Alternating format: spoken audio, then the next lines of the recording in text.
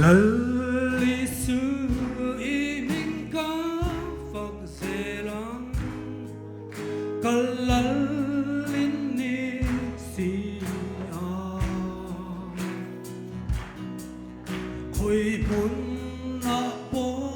om mahila nang kakiyang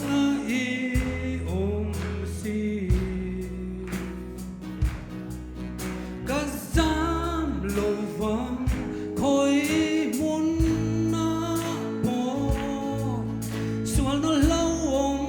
cara po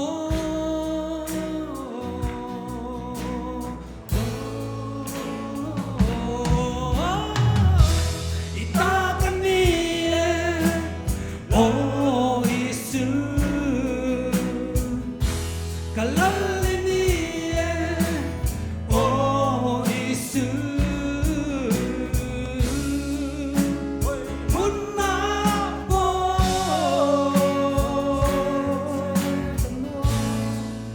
Phật dễ chê cần hoa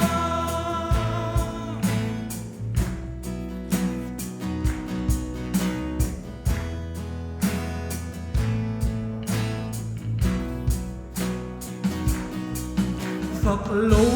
thầy chê ca lũ ni lũ Cả ta ni thất na dùng lâu bốn miền bê mà sẽ nằm các kia ai ôm gì nên anh muốn cần lâu nay thấy na hi nằm cả rin chân nên đi vang hi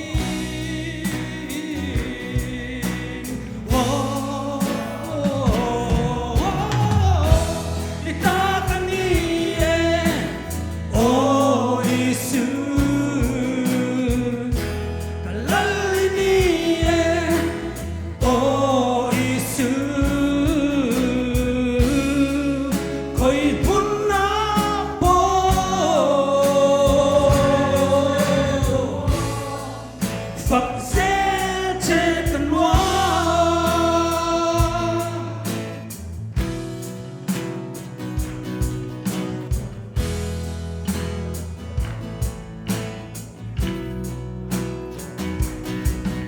nên nó muốn cần lâu này thấy nó hi nâng cả rin chân nên đi vang hi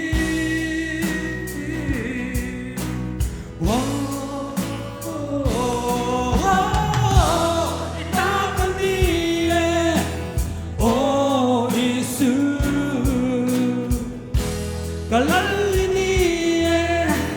o isu khoi bun na po